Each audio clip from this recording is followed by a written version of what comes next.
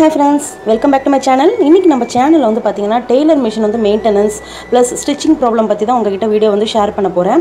நார்மலா நீங்க வந்து வீட்ல வந்து டெய்லர் மிஷினை வச்சிருந்தீங்கன்னா அது வந்து எப்படி மெயின்டைன் பண்ணனும், அப்புறம் ஸ்டிச்சஸ் வந்து இந்த விட்டு தையல் விழுது லூப் ஸ்டிச்சிங் இந்த மாதிரிலாம் விழுந்தா அது எப்படி சரி செய்யலாம்ன்றதுக்கான வீடியோவை தான் இதுல வந்து நான் உங்ககிட்ட ஷேர் பண்ண போறேன். ஃபர்ஸ்ட் வந்து மெயின்டெனன்ஸ் வந்து நான் வந்து உங்ககிட்ட ஷேர் பண்ணிக்கிறேன். நீங்க வந்து மிஷின் வச்சிருந்தீங்கன்னா யூஸே பண்ணலன்னா கூட நீங்க வீக்லி 2 or 3 டைம்ஸ் சும்மா ஒரு ரஃபா வந்து ஏதாவது ஒரு துணி எடுத்து வந்து தையல் போட்டுக்கிட்டு வாங்க.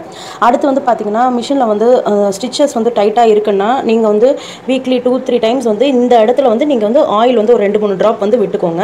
அப்படி இல்லனாலும் நீங்க வந்து தையல் போடும்போது அதாவது துணி தைக்கும்போது உங்களுக்கு வந்து டைட்டா விழுது, துணி வந்து மூவ் ஆக மாட்டேங்குது, ரொம்ப வந்து கஷ்டமா இருக்குன்னா அப்போ வந்து இந்த இடத்துல வந்து நீங்க எண்ணெய் விட்டுக்கலாம். இந்த இடத்துல எண்ணெய் விடணும், அடுத்து இங்க இருக்கிற இந்த டிராப்ஸ்லயும் எண்ணெய் விட்டுக்கணும். அப்புறம் இங்க வந்து இந்த பாபின் கேஸ் இருக்கு பாத்தீங்களா, இந்த கேஸ்லயும் வந்து நீ லைட்டா வந்து பிரஷ் பண்ணிட்டு அந்த இடத்துல எண்ணெய் வந்து விட்டுக்கலாம். இதுதான் வந்து மெயின்டைன் பண்றது. மோஸ்ட்லி வந்து நீங்க அடிக்கடி ஸ்டிச் பண்ணிட்டு இருந்தாலே மிஷின் வந்து உங்களுக்கு வந்து நல்லாவே வந்து ஒர்க் ஆகும். நான் இன்னைக்கு வந்து நான் நார்மல் அந்த மெரிட் மிஷினோட மெயின்டெனன்ஸ் தான் உங்ககிட்ட ஷேர் பண்றேன். அடுத்து என்கிட்ட வந்து சிங்கர் மிஷின் வந்து எலக்ட்ரானிக் மிஷினும் இருக்கு, அதையோட மெயின்டெனன்ஸும் அடுத்த வீடியோல வந்து உங்ககிட்ட நான் ஷேர் பண்றேன்.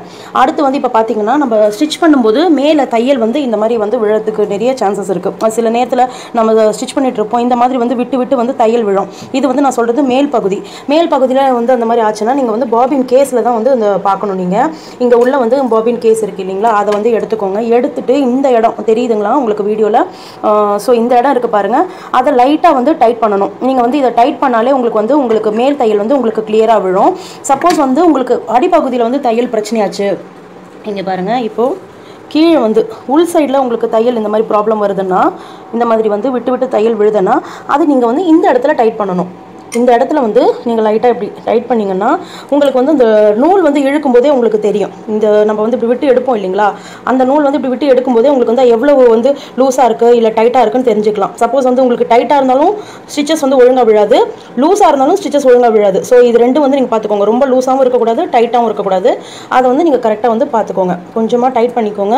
இப்போ வந்து இப்படி நூலை வந்து இழுத்து பாருங்கள். அது இழுத்து பார்க்கும்போது உங்களுக்கு வந்து எந்த அளவுக்கு இருக்குன்றது தெரிஞ்சுக்கலாம். அதாவது உங்களுக்கு வந்து ஈஸியாக தெரிஞ்சுக்கணும்னா நீங்கள் வந்து மேலே கொடுத்து நீடில் இருக்கிற நூலும் பாபின்லேருந்து கீழேருந்து வர நூலும் சேர்த்து இழுக்கும்போது ரெண்டுமே ஈக்குவலான அந்த இதில் வந்து வரணும். ஒன்று வந்து டைட்டாவோ இல்லை ஒன்று லூஸாவோ வந்தாலும் நீங்கள் வந்து தையல் போடும்போது உங்களுக்கு வந்து ப்ராப்ளம் வரும் உங்களுக்கு.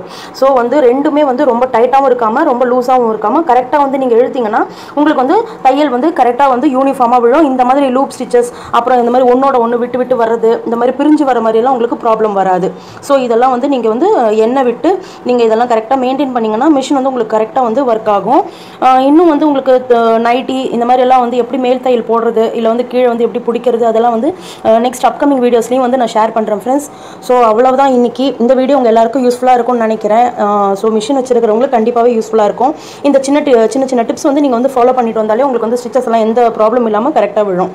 ஓகே ஃப்ரெண்ட்ஸ், உங்களை நான் நெக்ஸ்ட் வீடியோவில் மீட் பண்ணுறேன். அது வரைக்கும் கீப் சப்போர்ட்டிங். பை.